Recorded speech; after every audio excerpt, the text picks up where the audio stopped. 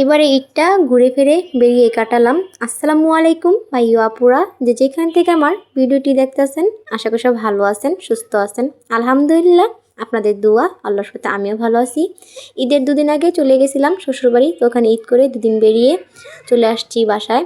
তো একদিন রেস্ট নিয়ে আবার চলে গেলাম আমার মামার বাড়ি। তো আমার মারাও গেছে ওদিক থেকে, আর আমরা ঢাকা থেকে গেছি।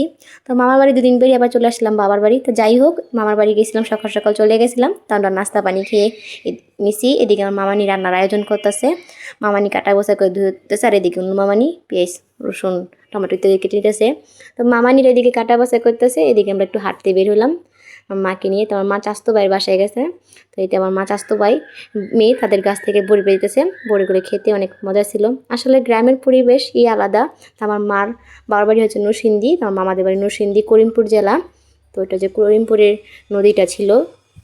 তো এদিকে দেখতে পেলাম 3টা ছাগলের বাচ্চা, কিউট কিউট, তাই ক্যামেরা বন্দি করে নিলাম। একটা ছাগলেরই 3টা বাচ্চা ছিল। তো এদিকে এসে আমার মা রান্নাটা বসিয়ে দিল, কারণ আমার মার হাতের রান্নাটা মজা হয়, আর ভাইয়েরা বোনেদের হাতের রান্নাটাই বেশিরভাগ পছন্দ করে। তো এটা হচ্ছে চীনা হাঁসের মাংস। আমার মামানি 4 পদের আইটেমের রান্না আয়োজন করছে, আর সাথে ছিল দেশি পাট শাক ভাজি, 2 পদের ভর্তা।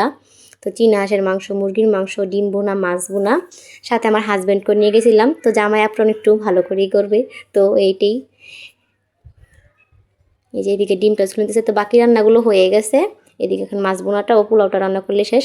আর এটা হচ্ছে গিয়ে ভর্তা বানিয়ে, চাপা শুটকি ভর্তা বানিয়ে কচু পাতাতে বা মিষ্টি কুমড়া পাতাতে বা চাল কুমড়া পাতাতে এরকম মুড়িয়ে তারপর এটা ভাজা হয়। তা আপনাদের কার কার জ্বালায় এই বড়াটা বানানো হয় ভর্তা বানিয়ে পাতাতে মুড়িয়ে, কমেন্টে বলে যাবেন। তো এই যে আমাদের সব রান্না কমপ্লিট, এখন সবাই খেতে বসবো। তো খাওয়ার ভিডিওটা নিলাম না। তো খাওয়া দাওয়ার পর এরকম 1 গ্লাস ঠান্ডা না হলে কিন্তু জমে না। তো আমার আজকের ব্লগ ভিডিওটা আমার সাবস্ক্রাইবার ভাই বোন ছাড়াও যারা দেখতেছেন, প্লিজ বোনটা চ্যানেলটিকে সাবস্ক্রাইব করে পাশে থাকবেন। আপনাদের সকলে ভালোবাসা ও দোয়া চাই। এই যে আমার মার 1 জেলা পরিবার, আমার মামা, মামাতো ভাই বোন, মামানি, নানি সবাই। তো সব ভালো থাকবেন, সুস্থ থাকবেন। দেখা হবে আগামীকাল অন্য কোনো ভিডিওতে। আল্লাহ হাফেজ।